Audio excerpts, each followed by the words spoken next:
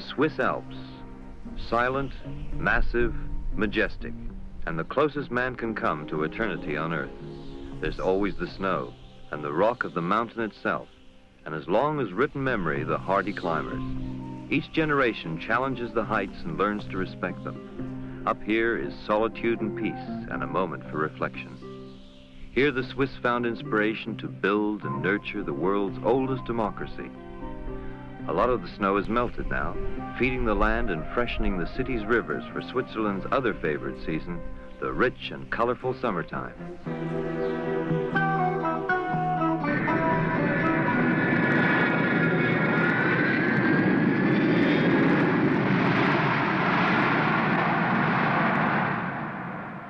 The Alps cover one-half of Switzerland and are one of the main attractions for the thousands of visitors who every year pour into the country, each planning to enjoy it in his own way.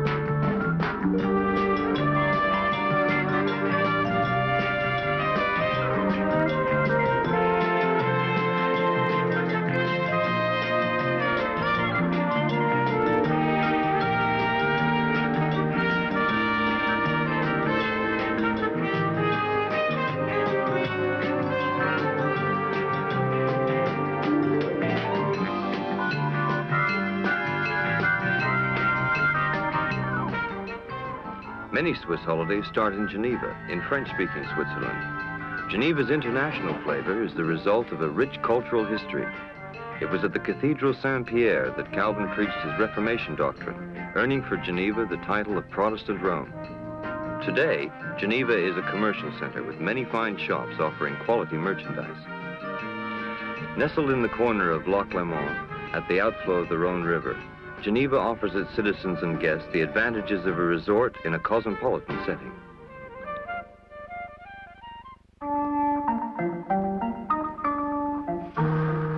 Pleasure steamers ply the shores of the lake all summer long. Whether on a sightseeing excursion or a cruise to other lakeside ports, almost all boats pass the Chateau de Chillon, the ancient castle whose dungeons were made famous in Byron's lyric poem, The Prisoner of Chillon.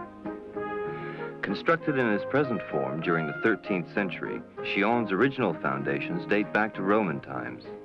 Today, the chateau is one of the major Swiss tourist attractions. Although no longer inhabited, it is open daily to visitors who wish to return, if only for a while, to centuries long past. In Zürich, in German-speaking Switzerland, there are more vacationers arriving at the country's largest intercontinental airport. For some, those with energy to spare and enthusiasm for fuel, 2 wheels are sufficient.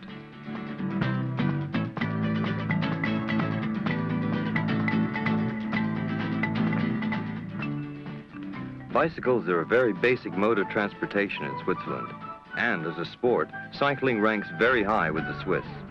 The Tour de Suisse, an 8-day, 1,000-mile international race over challenging mountains and valley roads, attracts spectators from all over the country. These new arrivals, then, will find a warm welcome from the Swiss they encounter and only friendly envy for their adventure. They've left the busy streets of Zurich behind them and have set off in pursuit of their major interest, the open road.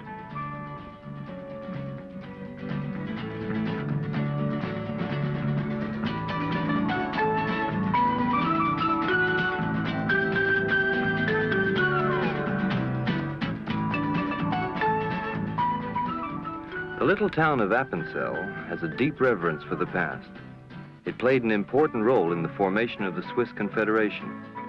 Appenzell's distinctive architecture, colorful local costumes, and traditions offered the visiting photographer an endless variety of subjects for his camera, provided he's remembered to put in the film.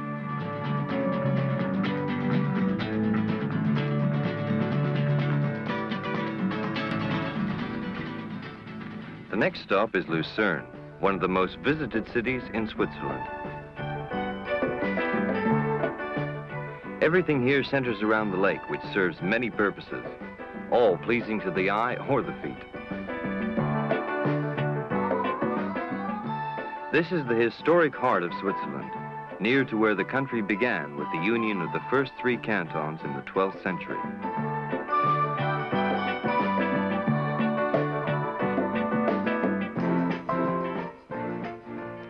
Lucerne is rich with monuments of the past, which blend well with the conduct of daily life. They have their practical side, too. The supermarket has long since made its appearance in Switzerland, but by no means replaces the outdoor market. There's something especially satisfying about fresh air and fresh vegetables.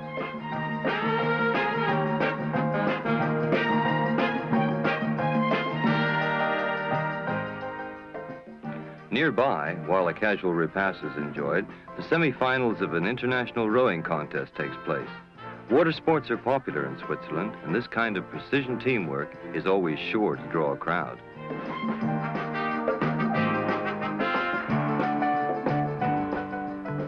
It's also a good occasion to meet the natives.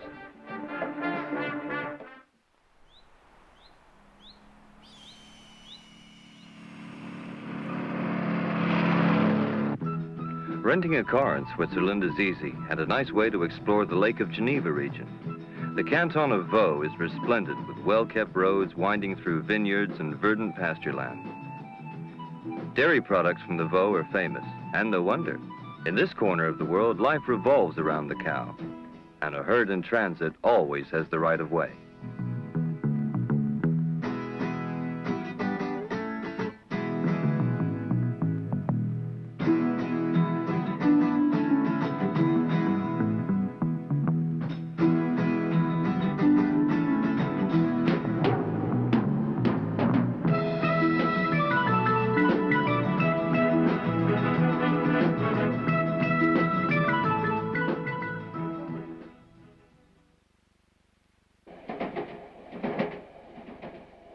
Switzerland's comfortable rail system takes 2 of the cyclists to the capital city of Bern.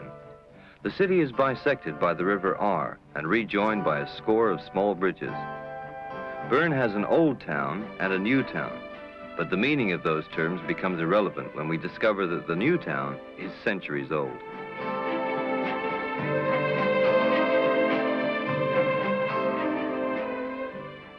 All tourists in Bern eventually find themselves at the Bear Pits, inhabited by live versions of the city's official symbol.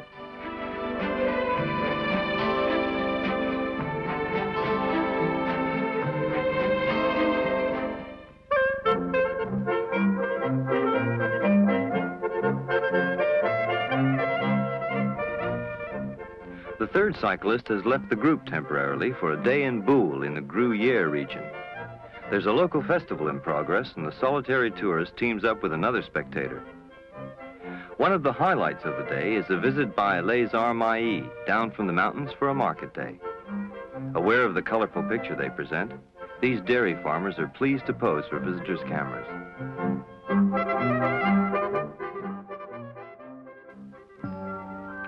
Interlaken, as its name implies, lies between the lakes of Thun and Brienz, not far from Bern. A long-established and well-known summer resort, Interlaken is an ideal home base for excursions throughout the Bernese Oberland. Its open-air performances of Schiller's William Tell is an annual favorite of summer visitors. One of the most popular and spectacular trips to be made from Interlaken is a full-day visit to the Jungfraujoch, over 11,000 feet in altitude. The ascent, for ordinary mortals who do not wish to attempt a perilous climb, is made via 3 mountain railways, the last of which was completed in 1906. They gradually wind their way upward through the breathtaking countryside. The valleys below seem very far away indeed once the train passes the tree line and enters the land of perpetual snow. The last 4 miles of the trip are made through solid rock and ice. At the top, visitors disembark at the highest railroad station in Europe and can walk out onto the Aletsch Glacier, stretching for 18 miles below. It's the longest in Europe, and in warm weather, many skiers like to make the challenging runs back down. The less adventurous are content to stroll around soak up the sun, or simply take in the magnificent view.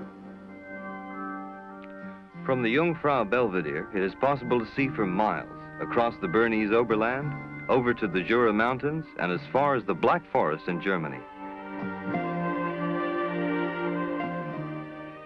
The ride back down is not uneventful. There's an alternate route with a stop at Grindelwald, a charming village resort. Still plenty of time and reason for snapping photographs, but also an excellent opportunity to rest up for the evening still to come.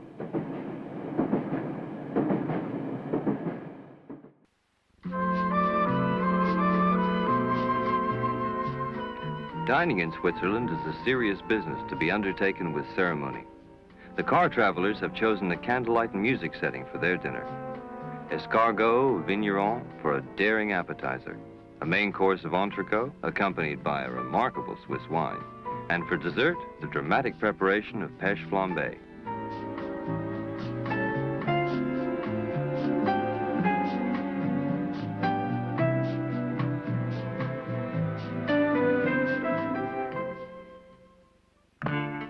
There's an equal argument to be made for dining al fresco.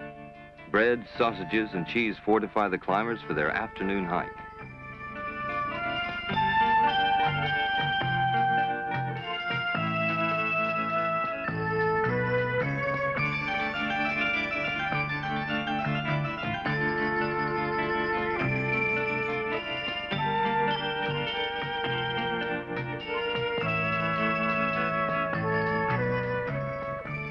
Summer snow provides the ammunition for a pitched battle between newfound friends.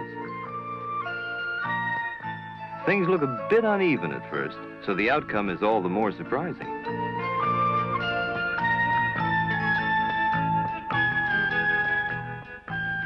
Peace in this war, however, is quick to follow. There's just too much fun at hand.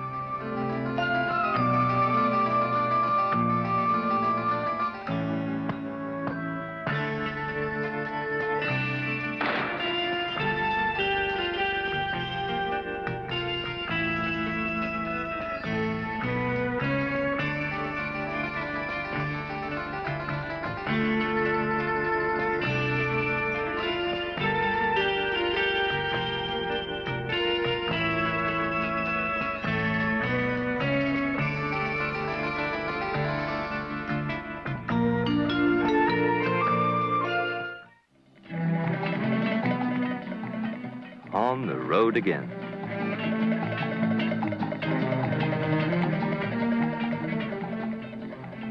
There are so many places to visit, so many simple pleasures to be enjoyed.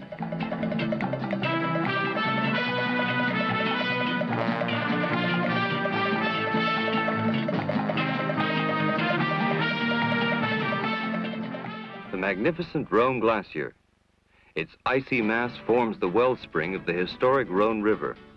From atop the almost 8,000-foot high Furka Pass, it is awesome to behold.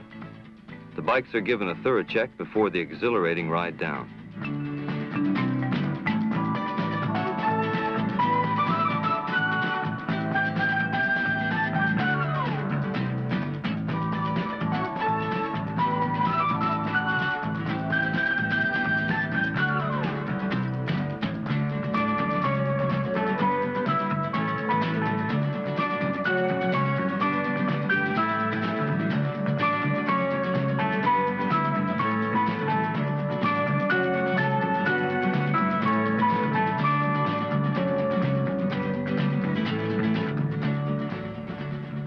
The Rhone, at one of its narrowest points, marks the entrance to the town of Gletsch.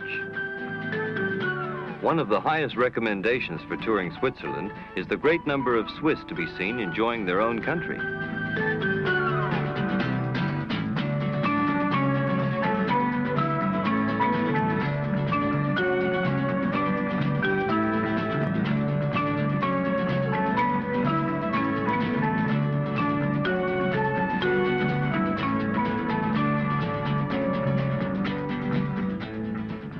On this trip, everything is share and share alike, whether you want to or not. A halt is called. Some spots are just too beautiful to be passed by. The icy stream is a perfect thirst quencher and refresher.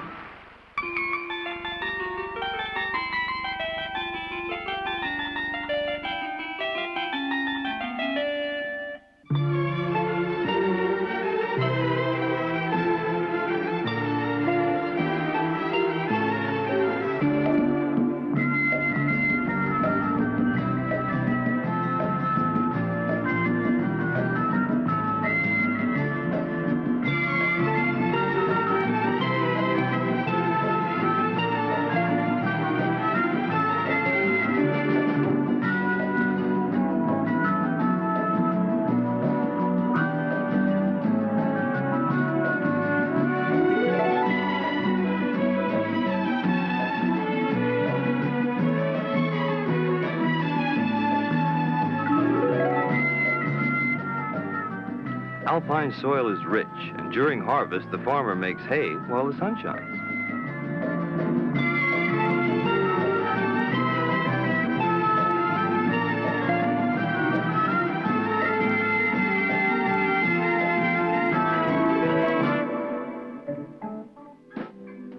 All hands are needed at this time, and payment is in kind. Delicious, too.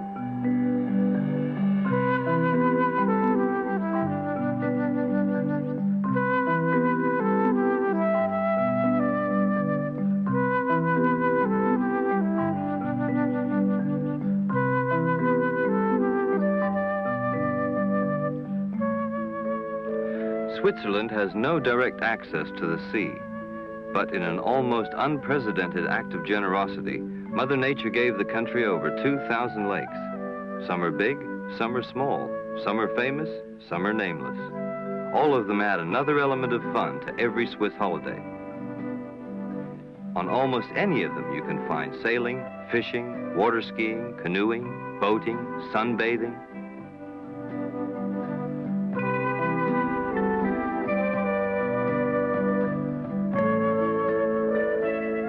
And of course, swimming.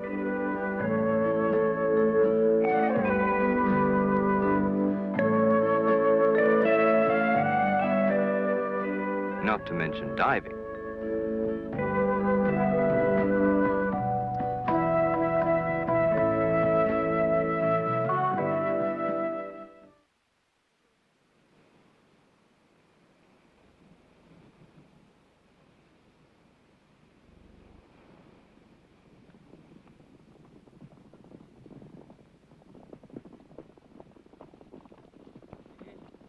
Summer in Switzerland means just about any sport you can think of, and a few you may never have imagined.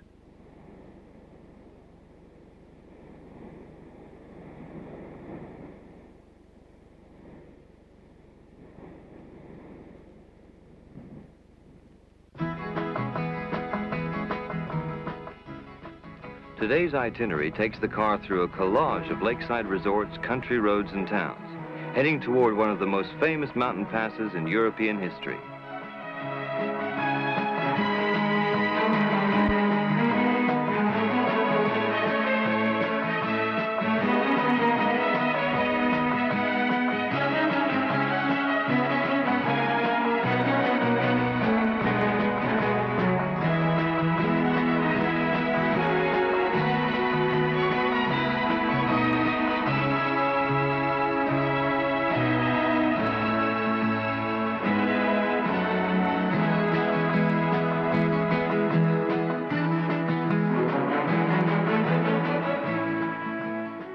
The great St. Bernard Pass, granddaddy of the Alpine routes. Celts, Romans, and Napoleon himself marched over it. Since the 11th century, local monks and their famous dogs have offered help and hospitality to travelers.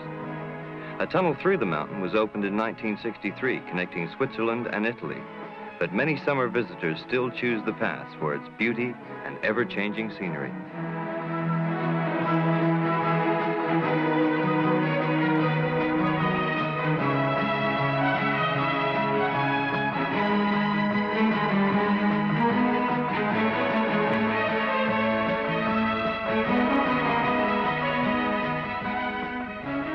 Swiss trains will carry weary cyclists and their machines at very reasonable rates. A holiday pass has been designed especially for visitors from abroad. It offers unlimited travel throughout Switzerland's efficient transportation network. But no matter how they get there, a favorite stop for visitors is Zermatt, the famous year-round resort in the Valais Alps.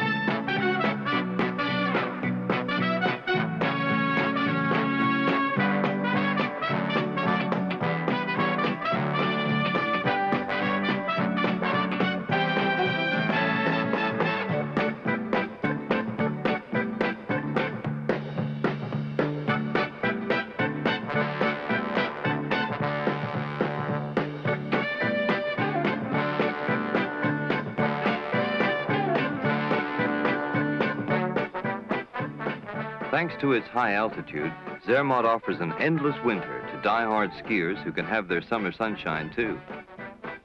This is Testa Grigia. At 12,467 feet, it's the highest point in Zermatt, but only 20 minutes cable car ride from the valley.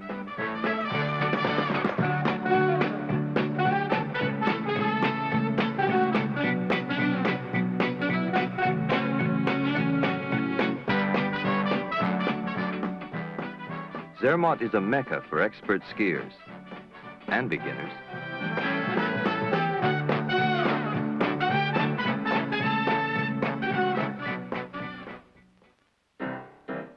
Zermatt has been a popular summer resort for over a century. The English began it all. One of the most historic British vacations in Zermatt took place in 1865, when Edward Whymper conquered the Matterhorn for the first time. The village at the foot of that famous mountain is a joy in itself. It has the amenities of a big city, but all the charm of rural Switzerland.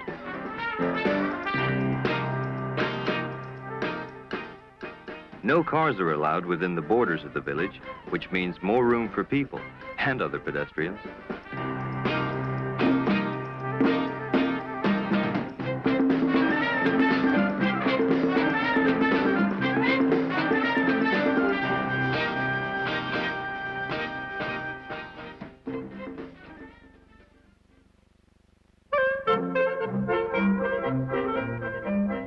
Bubbling cheese fondue, a perfect ending for a full day, and a good way to celebrate new friendships.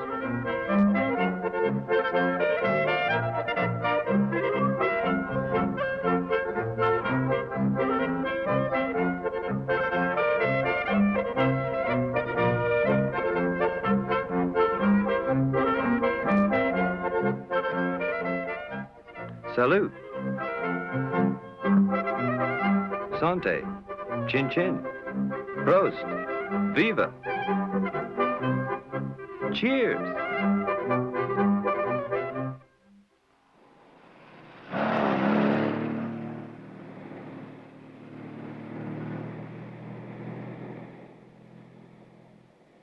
Summer in Switzerland.